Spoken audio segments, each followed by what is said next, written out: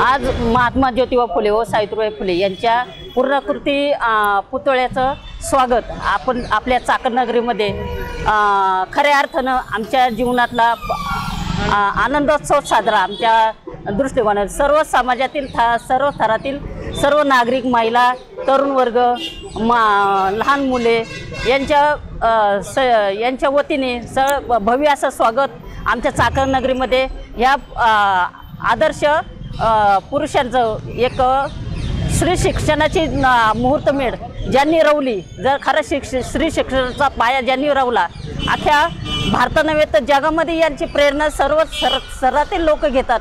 याचा आनंदोत्सव आमच्या चाकण नगरीमध्ये भव्य अशा स्वरूपात होत असल्यामुळे आमच्या नागरिकांमध्ये जल्लोत्सव साजरा होत आहे।